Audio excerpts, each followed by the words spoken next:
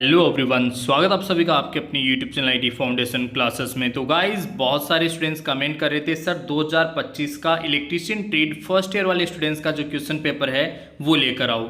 तो यहाँ पे देखिए 2025 का पेपर ही जो है मैं लेकर आया हूँ, डिस्कस करने वाला हूँ कौन कौन से कैसे क्वेश्चन जो है वो आप लोगों से पूछे जा सकते हैं। तो कंप्लीट वीडियो को आप लोग एंड तक जरूर देखिएगा। और गाइस, यदि आप लोग फर्स्ट टाइम हमारे इस यूट्यूब चैनल पे हैं तो इसे सब्सक्राइब करें, साथ ही साथ बेल आइकन का बटन को जरूर प्रेस करें ताकि सभी यूजफुल वीडियोस रेगुलर आप सभी तक पहुंच सकें। तो दोस्तों स्टार्ट करते हैं आज का वीडियो। यहाँ पे देखिए इलेक्ट्रीशियन ट्रेड फर्स्ट ईयर वाले स्टूडेंट्स के लिए क्लास रहने वाली है 17 अप्रैल 2025 को जो है डीजीटी की तरफ से ये क्वेश्चन पेपर फर्स्ट ईयर वाले स्टूडेंट से बेक एग्जाम में पूछा गया था। तो यहाँ जो है इस क्वेश्चन पेपर से हमें ये चीज़ समझ में आएगी कि किस तरह के और कैसे क्वेश्चन जो है 2025 मेन एग्जाम में पूछे जा सकते हैं। फर्स्ट क्वेश्चन है यहाँ पे, सोल्डरिंग आयरन को ऐसे स्टैंड पर क्यों रखा जाना चाहिए जो सोल्डरिंग करते समय उपयोग में न हो। ऐसे स्टैंड पे क्यों रखते हैं भाई? वो आपने देखा होगा कि जब सोल्डरिंग आयरन कर रहे होते हैं हम, तो पास में जो है एक दूसरा स्टैंड होता है जिसके ऊपर हम उस सोल्डरिंग आयरन को रखते हैं। क्यों रखते हैं? वो इसलिए रखते हैं ताकि जलने और आग लगने से बचाता है। ठीक है, एक स्टैंड होता है, ऐसा गोल गोल सा स्टैंड होता है जिसके अंदर जो है आप उस सोल्डरिंग आयरन को रख देते हो। ठीक है, वो इसीलिए रखते हैं ताकि जलने और आग लगने से बच सके। ठीक है, नेक्स्ट क्वेश्चन देखो, क्वेश्चन नंबर 2 है, विद्युत ट्रांसफार्मर में टेप परिवर्तक का उद्देश्य क्या है। गाइस, ट्रांसफार्मर जो है उसमें टेप परिवर्तक का उद्देश्य हमसे पूछा गया है। ये वाइंडिंग होती है, यहाँ पे टेप परिवर्तक का मतलब है यहाँ कोई टेपिंग, यहाँ कोई टेपिंग। ठीक है, ऐसे अलग अलग टेपिंग निकाल लेते हैं।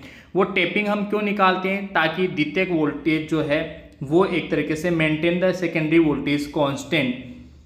टेप परिवर्तक का उद्देश्य, मुख्य उद्देश्य होता है maintain secondary voltage constant. Secondary voltage जो है उसको कांस्टेंट हम बना के रख सकें। राइट, तो इसका जो करेक्ट आंसर है वो हो जाएगा अपना ऑप्शन बी। हालांकि गाइस देखो यार, समझना, वैसे जो है वोल्टेज अलग अलग हम प्राप्त करने के लिए जो है टेपिंग करते हैं, बट यहाँ पे ऑप्शन में देखिए वोल्टेज जो है वो अलग अलग प्राप्त करना ऐसा तो है नहीं। इसमें एक्चुअल में दिया गया है द्वितीयक वोल्टेज स्थिर बनाए रखें, मतलब जितना अपन को चाहिए वोल्टेज उतना हम फिक्स बना के रख सकते हैं। ठीक है, इसलिए इस क्वेश्चन का राइट आंसर हुआ है ऑप्शन बी। नेक्स्ट क्वेश्चन देखो, इलेक्ट्रोमोटिव फोर्स ईएमएफ जो होता है अपना बैटरीज वगैरह में, उसका सूत्र क्या होता है? तो ये तो इजीली आप लोगों को पता होगा। ईएमएफ जो है वो अपना वोल्टेज ड्रॉप प्लस जो है आप लोगों का पोटेंशियल डिफरेंस। ठीक है, पोटेंशियल डिफरेंस, वोल्टेज ड्रॉप को हम आई आर से रिप्रेजेंट करते हैं, तो ये हो गया वोल्टेज ड्रॉप। ठीक है, voltage drop plus potential difference जो है उसको वीडी से हम रिप्रेजेंट कर सकते हैं। ठीक है, तो ये चीज़ें जो है यहाँ पे ईएमएफ बराबर हो जाएगा। ईएमएफ बराबर पोटेंशियल डिफरेंस, पोटेंशियल डिफरेंस जो है उसको मैंने वीडी से लिखा है, पोटेंशियल डिफरेंस को वीडी से। और वोल्टेज ड्रॉप ओम के नियम से आप लोगों ने पढ़ा होगा, वी बराबर आई गुना आर, उसको मैंने आई आर से लिखा है। ठीक है, इसीलिए इस क्वेश्चन का राइट आंसर हो गया ऑप्शन बी। इसके बाद में देखो next question number 3, sinusoidal AC जो वेव फॉर्म है एक्चुअली उसके लिए पूछ रहा है। साइनसॉइडल एसी के लिए फॉर्म फैक्टर के फॉर्म फैक्टर जो है गाइस देखो, एक तो होता है पीक फैक्टर, पीक फैक्टर का मान होता है √2 यानी कि 1.414, ये होता है पीक फैक्टर। कौन सा फैक्टर? Peak factor. और एक होता है फॉर्म फैक्टर, फॉर्म फैक्टर होता है 1.11। फॉर्म फैक्टर पूछा है तो राइट आंसर ये हो जाएगा। पीक फैक्टर पूछे तो राइट आंसर हो जाएगा √2 या फिर उसकी वैल्यू 1.414। तो राइट आंसर इस क्वेश्चन का फॉर्म फैक्टर के लिए 1.11। नेक्स्ट क्वेश्चन देखो, डिजिटल घड़ियों में सामान्यतः कौन सा सेल? ये तो बहुत ही बेसिक सा क्वेश्चन है और हर बार ये क्वेश्चन पूछा जाता है। डिजिटल घड़ी में जो है हम मरकरी सेल, जिसे बटन सेल भी बोलते हैं, और छोटा सा सेल आता है ना बटन सेल, ऐसा छोटा सा सेल, ठीक है, उसी को हम मरकरी सेल, पारा सेल भी इसे बोलते हैं। यही सेल जो है डिजिटल घड़ियाँ, जो कलाई घड़ी होती है, उन घड़ियों में काम में लिया जाता है। नेक्स्ट क्वेश्चन देखो, क्वेश्चन नंबर 6 है, आरएलसी श्रृंखला परिपथ में अनुनाद की स्थिति कौन सी है? दोस्तों, रेजोनेंस की अवस्था जो है वो होती है जब XL बराबर XC हो जाए, यानी कि इंडक्टिव रिएक्टेंस बराबर कैपेसिटिव रिएक्टेंस हो जाए। ठीक है, तो राइट आंसर जो है यहाँ ऑप्शन डी में लिखा हुआ है, करेक्ट आंसर हो जाएगा इस क्वेश्चन का ऑप्शन डी। इसके बाद में next question number 7। Question number 7 जो है उसमें देखिए यहाँ पे दिए गए चित्र में लैंप का नाम क्या है। ये लैंप जो है ये कौन सा है गाइस, आप लोग देख पा रहे होंगे कि ये जो लैंप है ये टंगस्टन फिलामेंट लैंप नहीं है। उसमें डायरेक्टली फिलामेंट अलग तरीके से होता है, यहाँ फिलामेंट देखो अलग तरीके से है। ठीक है, तो ये जो लैंप है ये टंगस्टन फिलामेंट लैंप नहीं है। ये वाला जो है ये है MA टाइप HPMV लैंप। अब यहाँ पे देखो MA का मतलब होता है मरकरी आर्गन टाइप। ठीक है, मरकरी आर्गन प्रकार का high pressure mercury vapour lamp. HP का मतलब होता है हाई प्रेशर, MV का मतलब होता है मरकरी वेपर। ठीक है, high pressure mercury vapour lamp MA type, right. तो इसका जो करेक्ट आंसर है वो हो जाएगा ऑप्शन डी। नेक्स्ट क्वेश्चन देखो, क्वेश्चन नंबर 8 जो है उसमें पूछा गया है, ये बहुत ईजी सा क्वेश्चन हो गया। 3 फेज प्रणाली में 2 फेजों के बीच में, ये 3 फेज प्रणाली है कि नहीं, 2 फेजों के बीच में जो है 120 डिग्री का फेज डिफरेंस होता है। फेज एंगल जो है वो कितना होता है 120 डिग्री। करेक्ट आंसर हो गया ऑप्शन बी। इसके बाद में देखो दोस्तों नेक्स्ट क्वेश्चन है, विद्युत परिपथ में चालकता के लिए चुंबकीय परिपथ में समान शब्द क्या है। ये देखो कैसा क्वेश्चन है, विद्युत परिपथ में जो कंडक्टेंस होता है जिसे हम चालकता कहते हैं, कंडक्टेंस मतलब चालकता, ठीक उसी का समान शब्द चुंबकीय परिपथ के लिए कौन सा होगा। तो चुंबकीय परिपथ के लिए जो है परमियंस होता है। देखो समझना यार, चालकता जो है वो करंट के प्रवाह में सहायक होती है, ठीक उसी तरीके से जो चुंबकीय फ्लक्स होता है, चुंबकीय फ्लक्स के प्रवाह में सहायक होता है परमियंस। ठीक है, परमियंस। ऑप्शन डी इस क्वेश्चन का करेक्ट आंसर हो जाएगा। नेक्स्ट क्वेश्चन देखो, समांतर में जुड़े 3 प्रतिरोधक R1, R2 और R3 के समतुल्य प्रतिरोध RT का फॉर्मूला क्या होगा। तो गाइस समतुल्य परिपथ के लिए जो है यहाँ पे देखो समझना इस क्वेश्चन को। ठीक है, बहुत ही बढ़िया क्वेश्चन है ये। यहाँ पे इसका करेक्ट आंसर जो है वो आप लोगों के लिए देखो यार, यहाँ पे ये ऑप्शन में ही थोड़ा सा मिस्टेक लग रहा है मेरे को। एक्चुअल में ये नहीं आएगा इस क्वेश्चन का आंसर। इस क्वेश्चन का आंसर जो है समांतर के लिए पूछ रहा है, समतुल्य 3 समांतर में जुड़े हुए। तो समांतर के लिए देखो यार, आप लोगों ने पढ़ा होगा 1/RT बराबर होता है 1/R1 plus 1/R2 plus 1/R3। अब यहाँ पे ये रेसिप्रोकल में है, इसको हम अगर सही बनाएंगे तो RT ऊपर लिखेंगे और इसको लिख देंगे 1/, ये पूरा का पूरा जो है बट्टे में चला जाएगा 1/R1। ठीक है, ऐसे हो जाएगा 1/ प्लस 1/R2 प्लस 1/R3। तो एक्चुअल में ये जो चीज़ लिखी हुई है ना, ये लिखी हुई है ऑप्शन बी में। इस क्वेश्चन का करेक्ट आंसर ऑप्शन बी ही होगा दोस्तों। ये DGT के आंसर की बनाई हुई है और 100% है कि ये क्वेश्चन इसका जो क्वेश्चन है इसका आंसर ये गलत दे रखा है। ठीक है, इसका सही आंसर यही होगा। इसी के अकॉर्डिंग आप लोगों को क्वेश्चन में आंसर को टिक करना है। नेक्स्ट क्वेश्चन देखो, नेक्स्ट क्वेश्चन है 5S संकलन में निम्न में से कौन सा चरण स्टैंडर्डाइजेशन को इंगित करता है। स्टैंडर्डाइजेशन को जो है 4th स्टेप पे आता है स्टैंडर्डाइजेशन। ठीक है, हाँ 5S का फुल फॉर्म आप लोग बताओगे मेरे को। ठीक है, 5S का फुल फॉर्म एक्चुअल में क्या होता है ये आप लोग बताओगे। स्टैंडर्डाइजेशन जो है वो 4th स्टेप पे आता है। इसकी फुल फॉर्म है 1S, दूसरा S, ठीक है, ऐसे फिर तीसरा S, चौथा S, 5S है।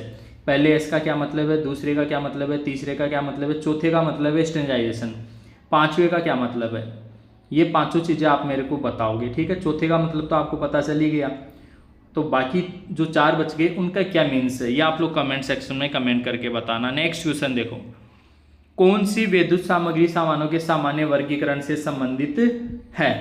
सामान्य विद्युत सामग्री की बात कर रहा है, कौन सी सामग्री, विद्युत सामग्री सामानों के सामान्य वर्गीकरण।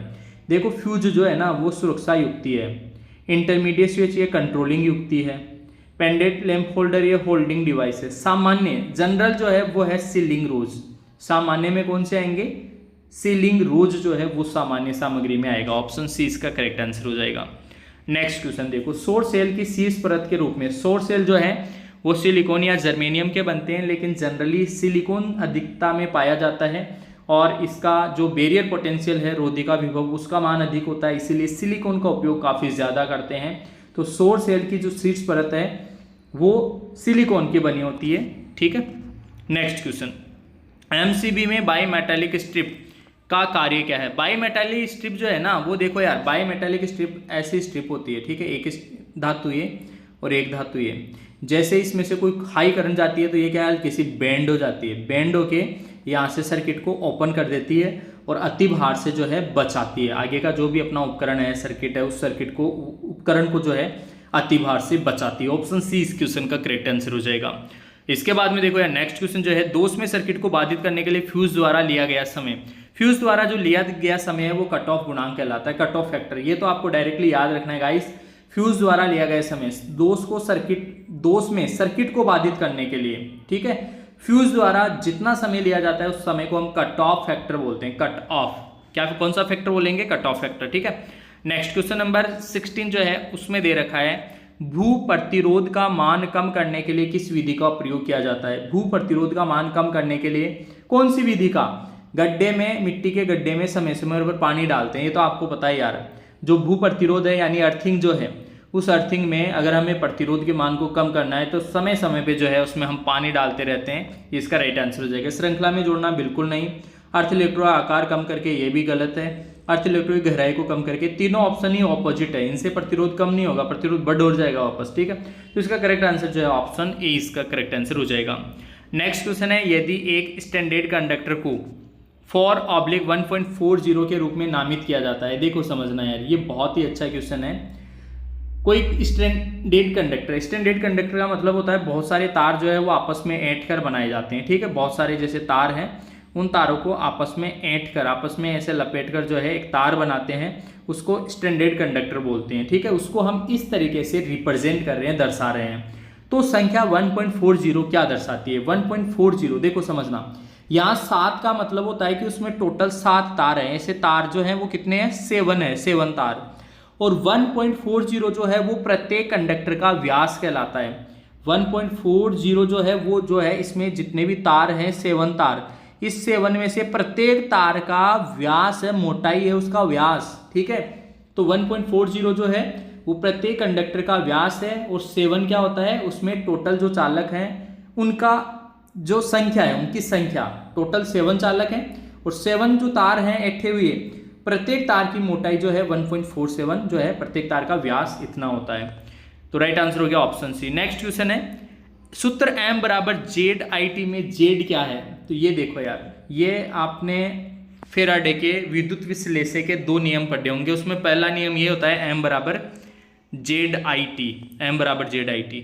T तो यहाँ समय है, I यहाँ पे करंट है, M जो है वो द्रव्यमान है, जो भी जमा या मुक्त हुआ पदार्थ है उसका द्रव्यमान, मास जिसे कहते हैं वो है। Z क्या है, यहाँ पे Z जो है ना वो है आपका विद्युत अपघट्य का इलेक्ट्रोकेमिकल इक्विवेलेंट, ठीक है, विद्युत रासायनिक तुल्यांक, विद्युत रासायनिक तुल्यांक ECE, इलेक्ट्रोकेमिकल इक्विवेलेंट कहलाता है ये। और इसे हम विद्युत रासायनिक तुल्यांक कहते हैं। विद्युत अपघट्य जो होगा, तरल पदार्थ जिसमें इलेक्ट्रोड डूबे रहते हैं, उस जो इलेक्ट्रोलाइट है उसका EC यानी विद्युत रासायनिक तुल्यांक, इलेक्ट्रोकेमिकल इक्विवेलेंट, ठीक है। ऑप्शन ए इस क्वेश्चन का करेक्ट आंसर होगा। नेक्स्ट क्वेश्चन नंबर 19, संतुलित और असंतुलित दोनों भारों के लिए कौन सी शक्ति माप विधि का उपयोग किया जाता है। बैलेंस हो या अनबैलेंस हो, देखो समझना, यहाँ पे 2 वाट मीटर विधि जो है वो एप्लीकेबल होगी। अगर असंतुलित है तो वहां पे 3 वाट मीटर विधि काम में लेते हैं। अगर पूरा लोड संतुलित है तो वहां पे सिंगल वाट मीटर विधि जो है वो उपयुक्त तो रहेगी। संतुलित और असंतुलित दोनों ही केस में 2 वाट मीटर विधि जो है वो उपयुक्त होती है। ऑप्शन सी इस क्वेश्चन का करेक्ट आंसर होगा। नेक्स्ट क्वेश्चन है, उस संधारित्र का धारिता मान क्या है जिसे 35 वोल्ट तक चार्ज किया जाता है और 0.5 कूलाम की आवश्यकता है। गाइस आपको पता होगा Q बराबर होता है CV, तो धारिता मान पूछा है C बराबर Q/V। अब देखो Q का आंसर, Q जो है वो दे रखा है 0.5 और बट्टे में है 35, ठीक है। तो यहाँ पे 35 जो है उससे अगर हम इसको डिवाइड करेंगे तो गाइस ये आ जाएगा अपना 0.014, ठीक है, 0.014 फेरेड। ये इस क्वेश्चन का करेक्ट आंसर होगा ऑप्शन डी। इसके बाद में देखो दोस्तों नेक्स्ट क्वेश्चन, किसी संकेतक यंत्र में संकेतक को शून्य स्थिति से स्थानांतरित करने के लिए किस बल की आवश्यकता होती है। शून्य स्थिति से स्थानांतरित करने के लिए कोई भी संकेतक यंत्र है, संकेतक मतलब होता है सुई वाला, ठीक है। सुई वाले यंत्र में यहाँ पे जो है एक कंट्रोलिंग स्प्रिंग लगी होती है और इसमें मूवमेंट के लिए जो है एक कुंडली लगी होती है, उस कुंडली में हम करंट बहाते हैं। जैसे ही कुंडली में करंट बहाएंगे तो यहाँ पे फ्लक्स उत्पन्न होगा और फ्लक्स जो है इसके ऊपर फोर्स लगाता है, उस बल के कारण जो है वो घूमती है और जो बल लगता है वो डिफ्लेक्टिंग टॉर्क कहलाता है। डिफ्लेक्टिंग टॉर्क, उसे विचलन बल बोलते हैं।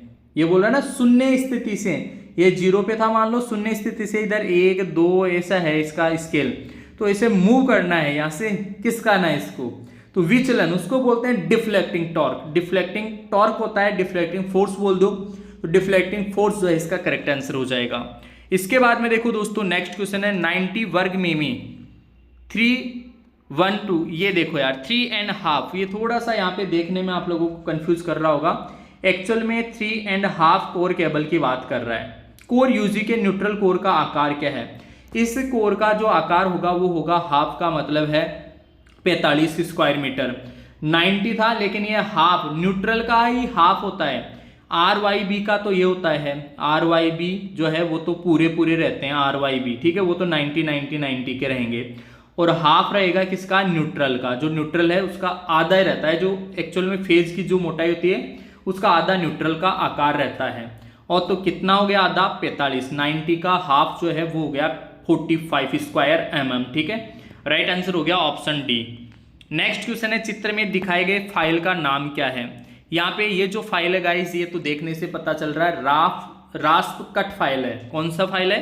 रास्प कट फाइल है ये, रास्प कट फाइल, रास्प कट फाइल, ठीक है, रेस्प लिखा हुआ, रास्प कट फाइल इसे बोलते हैं। ऑप्शन बी इसका करेक्ट आंसर हो जाएगा।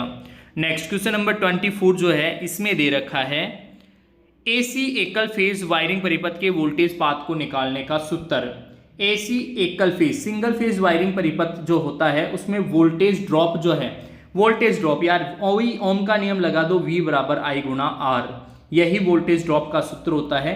राइट आंसर हो गया ऑप्शन बी। इसके बाद में नेक्स्ट क्वेश्चन है यदि घुमाव के बीच की दूरी को बढ़ा दें तो प्रेरकत्व पर क्या प्रभाव पड़ेगा? इंडक्टेंस पर क्या प्रभाव पड़ेगा? गाइस देखो समझना, L बराबर μ0 n स्क्वायर A/L, ये सूत्र होता है, ठीक है। L का मान बढ़ रहा है तो ऑब्वियसली L का मान डिक्रीज होगा। L का मान बढ़ेगा, ये बोल रहा है दूरी बढ़ा दें, दूरी बढ़ा देंगे तो उसकी लंबाई एक्चुअल में बढ़ेगी। दूरी बढ़ा दें, पहले पास पास था अब दूर दूर हो गए, टर्न, दूरी बढ़ गई, L बढ़ गई। L जो है इंडक्टेंस जो है प्रेरकत्व है उसके व्युत्क्रमानुपाती होता है, तो L को बढ़ाएंगे तो अपना इंडक्टेंस डिक्रीज होगा, घटेगा। ऑप्शन बी इसका करेक्ट आंसर हो जाएगा। इसके बाद में देखो दोस्तों नेक्स्ट क्वेश्चन है किस प्रकार के उपकरण का उपयोग वायु घर्षण डैम्पिंग के लिए किया जाता है? वायु घर्षण डैम्पिंग के लिए जो है मूविंग आयरन इंस्ट्रूमेंट का यूज करते हैं गाइस। एयर फ्रिक्शन डैम्पिंग, देखो यहाँ ये रहा, ये लिखा हुआ एयर फ्रिक्शन डैम्पिंग जो है हम मूविंग आयरन इंस्ट्रूमेंट में यूज करते हैं। देखो दोस्तों यहाँ पे जो है हम जो परमानेंट मैग्नेट है वो यूज नहीं कर सकते यहाँ पे, क्योंकि ये क्या है मूविंग आयरन है, इसमें लोहा रहेगा, तो लोहा है तो वहां पे फिर एयर फ्रिक्शन डैम्पिंग जो है वो सूटेबल रहती है, इसीलिए इसका राइट आंसर हो जाएगा ऑप्शन ए। ऑप्शन ए इसका करेक्ट आंसर हो जाएगा। नेक्स्ट क्वेश्चन देखो 33 kV से 66 kV तक की भूमिगत केबलों के लिए किस प्रकार का 33 से 66 के लिए जो है एक्स्ट्रा हाई टेंशन का यूज करते हैं? किसका? Extra high tension, low tension, high tension, extra high tension, super tension, जो भी केबलें हैं किस किस रेंज तक प्रयोग में ली जाती है, ये सारे क्वेश्चंस कॉन्सेप्ट जो आप लोगों को पता होने चाहिए। तो दोस्तों यहाँ पे फिलहाल जो है 33 kV से 66 kV तक का पूछा गया है। एक्स्ट्रा हाई टेंशन आप लोगों के लिए करेक्ट आंसर इस क्वेश्चन का माना जाएगा। नेक्स्ट क्वेश्चन देखो गीजर में थर्मोस्टेट द्वारा बनाए रखी जा सकने वाली तापमान सीमा। गीजर में ये फिक्स है गाइस, गीजर में देखिए यहाँ पे ऑप्शन ही नहीं दे रखा। कई क्वेश्चंस में जो है एक्चुअल में गीजर जो होता है वो 75 डिग्री सेल्सियस तक जो है टेम्परेचर को कंट्रोल करता है। अब यहाँ पे तो 75 डिग्री सेल्सियस ऑप्शन में नहीं है, तो गीजर जो है वो 65-75 के आसपास है, यही इसका राइट आंसर होगा 60 degree Celsius to 65 degree Celsius, ठीक है। राइट आंसर हो गया अपना ऑप्शन बी।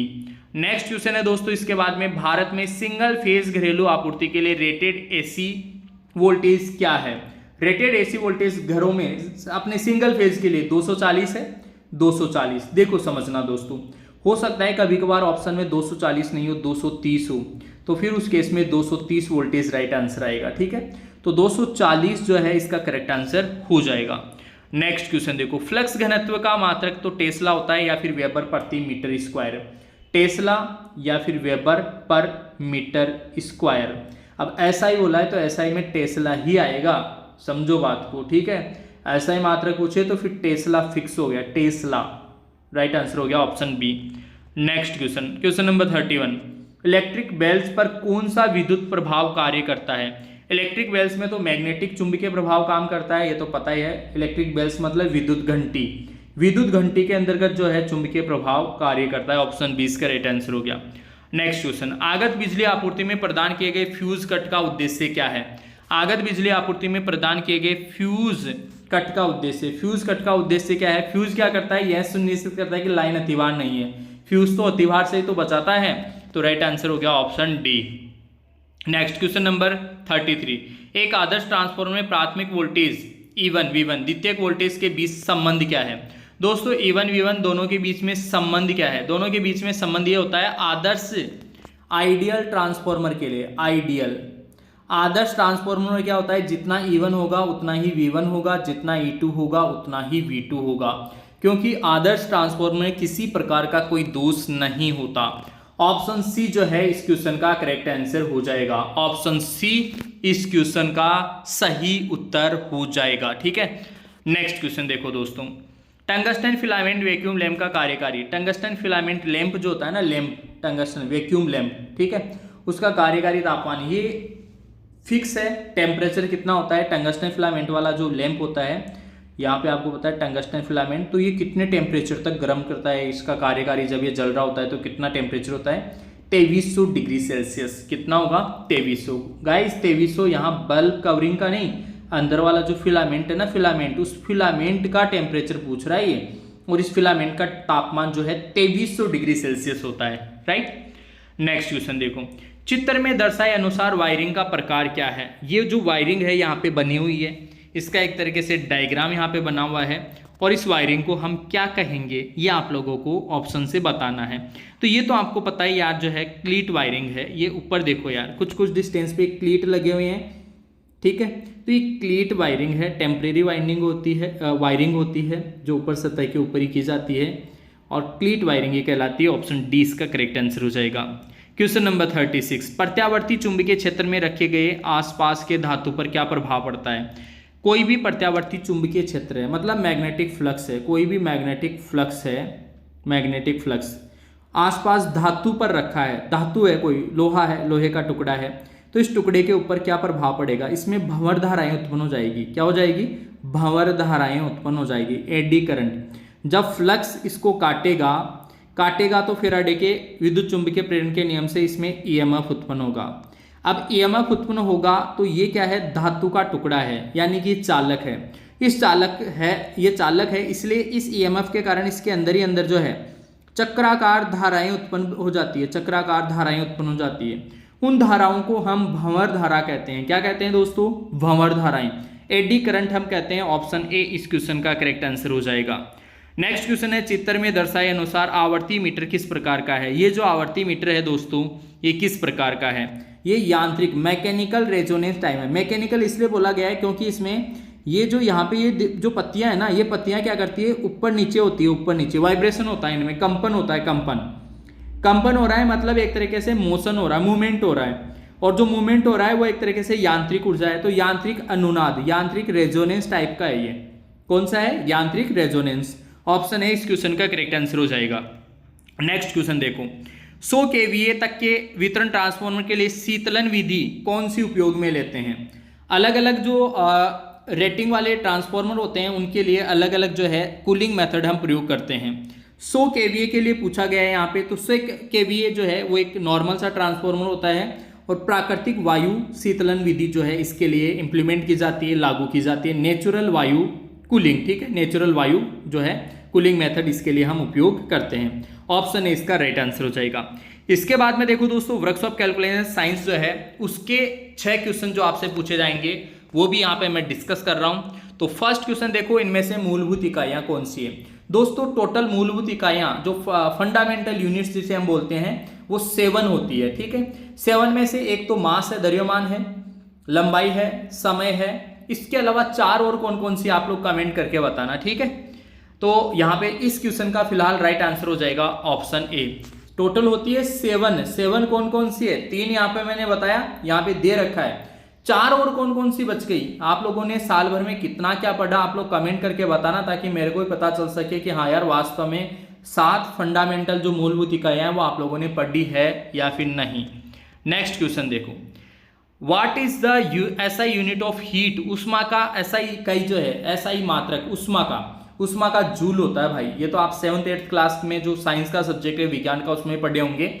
उष्मा की एसआई इकाई जूल होती है, क्या होती है, जूल, ठीक है। नेक्स्ट क्वेश्चन देखो, 0.456 दशमलव भिन्न को प्रदर्शित करें। 0.456 दशमलव भिन्न को प्रदर्शित प्रतिशत में बदलिए, प्रतिशत में बदलना है। तो देखो यार प्रतिशत में बदलने के लिए सबसे पहले पॉइंट हटाएंगे और 456 पॉइंट हटेगा तो बटे में आएगा 1000, ठीक है, क्योंकि पॉइंट के बाद में 3 अंक है, पॉइंट के बाद में 3 अंक है तो पॉइंट हटेगा तो 1000 नीचे आएगा। प्रतिशत में बदलने के लिए अब इसको कर देंगे गुणा हम 100 से और ये हो गया प्रतिशत में चेंज। 2 जीरो से 2 जीरो कट गया, 10 का भाग देंगे 456 में तो यहाँ पॉइंट लग जाएगा, ठीक है, यानी कि 45.6 इस क्वेश्चन का राइट आंसर हो जाएगा परसेंट में, 45.6 ऑप्शन सी इस क्वेश्चन का करेक्ट आंसर हो जाएगा। नेक्स्ट क्वेश्चन है, फर्स्ट ऑर्डर लीवर के लिए कौन सा उदाहरण है। ये लेवर वाले क्वेश्चन तो हमेशा ही मैं बताता रहता हूं आप लोगों को। फर्स्ट ऑर्डर, सेकंड ऑर्डर और थर्ड ऑर्डर लीवर के दो एग्जांपल आप लोग याद रखना। फर्स्ट ऑर्डर लीवर जो है a pair of scissors, scissors मतलब कैंची, सीजर्स मतलब यहाँ पे है कैंची, कैंची जो है वो फर्स्ट ऑर्डर लीवर का उदाहरण है, कैंची, ठीक है, राइट आंसर हो गया ऑप्शन बी। नेक्स्ट क्वेश्चन है क्वेश्चन नंबर 5, वस्तु में निहित पदार्थ की मात्रा वो द्रव्यमान कहलाती है गाइस, मास। किसी भी वस्तु, कोई भी वस्तु है वो उसमें निहित पदार्थ की जो टोटल मात्रा है वो मास, द्रव्यमान कहलाता है। क्या कहलाता है, द्रव्यमान, ऑप्शन बी इसका राइट आंसर हो जाएगा। नेक्स्ट क्वेश्चन है दोस्तों, पानी का क्वथनांक क्या है। पानी का गलनांक जो है वो होता है 0 डिग्री सेल्सियस और पानी का क्वथनांक बॉइलिंग पॉइंट जो है वो होता है 100 डिग्री सेल्सियस, ठीक है, बॉइलिंग पॉइंट। और मेल्टिंग पॉइंट पूछे तो melting point 0 degree Celsius, melting point को हम गलनांक बोलते हैं, गलनांक 0 डिग्री सेल्सियस होता है और बॉइलिंग पॉइंट यानी कि क्वथनांक जो है वो 100 डिग्री सेल्सियस होता है। इसके बाद में देखो दोस्तों नेक्स्ट क्वेश्चन जो है वो आपका इंजीनियरिंग ड्राइंग के भी 6 क्वेश्चन आपसे पूछे जाएंगे। सही संरेखित सिस्टम का आयाम की पहचान करें। सही संरेखित कौन सा है, पहले वाला तो है नहीं, देखो यार दिखने से गलत लग रहा है ये। सेकंड वाला जो है ये वाला बिल्कुल सही है, सेकंड वाला सही संरेखित है, ठीक है, 15, 6, 10, 22, 7 इधर भी जो है इस साइड ऊपर की तरफ लिखे हुए हैं, सही से लिखे हुए हैं। यहाँ देखो ये यहाँ लिखे हुए थे बीच में लाइन को काट काट के, गलत हो गया, ठीक है, ये सही है। लेफ्ट साइड लिखा हुआ रहना चाहिए, इधर सारे के सारे ऊपर लिखे हुए रहने चाहिए, ठीक है, ये सही जो है तरीका है लिखने का। बाकी जो भी ऑप्शन है उसमें गलत है। देखो यार यहाँ पे जो है ये टूटा है, बीच में लिखा हुआ है लाइन को काट के, इसलिए गलत है ये, समझो यार, रटने की जरूरत नहीं है, समझने की जरूरत है। नेक्स्ट क्वेश्चन देखो, A4 शीट की ट्रिम किया हुआ आकार, A4 शीट का ट्रिम किया हुआ आकार तो ये होता है 210 गुणा 297। A4 शीट का ट्रिम किया गया आकार जो है 210 गुणा 297, ऑप्शन है इसका राइट आंसर हो जाएगा।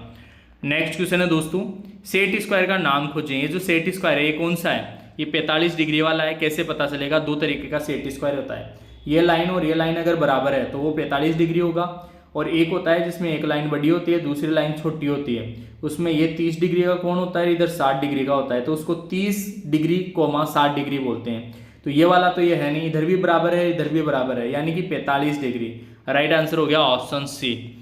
नेक्स्ट क्वेश्चन देखो, उपकरण का नाम पहचाने। ये तो जो है आप लोगों को पता है यार कौन सा है, ट्राई स्क्वायर है, ठीक है, टी स्क्वायर शॉर्ट में बोलते हैं, ट्राई स्क्वायर, बड़े की गुणिया, हिंदी में बोलते हैं बड़े की गुणिया, क्या बोलते हैं, बड़े की गुणिया, ऑप्शन डी इसका राइट आंसर हो जाएगा। नेक्स्ट क्वेश्चन देखो, मानक के अनुसार सर्कल में कौन सा आयाम सही ढंग से चिन्हित है। कौन सा आयाम, ये व्यास वाला पूछा है और काफ़ी पॉपुलर जो है ये क्वेश्चन है आप लोगों के लिए। देखो फर्स्ट इसमें गलत है, सेकंड गलत है, फर्स्ट गलत है, सेकंड जो है वो भी गलत है, सी ऑप्शन जो है, सी ऑप्शन यहाँ पे ये सही है, ठीक है। व्यास को प्रदर्शित करने के लिए ये वाली लाइन आएगी और यहाँ पे ये तीर के निशान ऐसे रहेंगे और ये यहाँ पे ऐसे लिखा हुआ रहेगा, ये व्यास, ये बिल्कुल करेक्ट है, ठीक है, ऑप्शन सी इसका करेक्ट है। 2 बार बना हुआ है, ये 2 बार जो है आपका 2 लैंग्वेज में पेपर रहता है इसलिए, ठीक है। नेक्स्ट देखो क्वेश्चन नंबर 6। क्वेश्चन नंबर 6 जो है उसमें बोल रहा है एस मानक के अनुसार कौन सा सिंगल स्ट्रोक वर्टिकल लेटर है। वर्टिकल, सिंगल स्ट्रोक वर्टिकल कौन सा है भाई? फर्स्ट वाला तो है नहीं, ये तो थोड़ा सा तिरछा है। वर्टिकल मतलब ऊर्ध्वाधर। सेकंड वाला भी नहीं है, थर्ड वाला जो है, थर्ड वाला भी नहीं है, ये भी तिरछा है। फोर्थ वाला जो है वो सिंगल स्ट्रोक ये है। देखो यार समझना दोस्तों, फोर्थ वाला जो है थोड़ा सा हो सकता है आप लोगों को डिस्टर्ब सा लगे, बट एक्चुअल में यही इसका आंसर है। थोड़ा सा बनाने में भी थोड़ा सा देखो टेढ़ा हल्का सा ये बना हुआ है। एक्चुअल में सिंगल स्ट्रोक वर्टिकल थोड़ा सीधा बना हुआ रहता है और ये इसका करेक्ट आंसर रहेगा, ठीक है। इस तरीके से देखो मैंने आप लोगों को कंप्लीट ये जो पेपर है एम्प्लॉयबिलिटी स्किल्स का मैं यहाँ पे डिस्कस नहीं कर रहा, 25 क्वेश्चन, बाकी ट्रेड थ्योरी, उसके बाद में आप लोगों का जो ड्राइंग है, वर्कशॉप कैलकुलेशन इन साइंस, ठीक है। थ्योरी के 38 क्वेश्चन, वर्कशॉप कैलकुलेशन साइंस के 6 क्वेश्चन और ड्राइंग के जो है 6 क्वेश्चन, यानी टोटल 50 क्वेश्चन मैंने यहाँ पे डिस्कस किए हैं। फर्स्ट ईयर वाले सभी स्टूडेंट जो भी एग्जाम देने वाले हैं बहुत ही ज़्यादा इंपॉर्टेंट है गाइज। इन सभी क्वेश्चन को आप 2-3 बार जरूर पढ़ के जाना, अच्छे से रिपीट करके जाना, ताकि कोई भी क्वेश्चन आप लोगों का गलत ना हो। तो दोस्तों फिलहाल आज के इस वीडियो में इतना ही, मिलेंगे आपसे नेक्स्ट वीडियो में, तब तक के लिए आप सभी को बहुत बहुत धन्यवाद।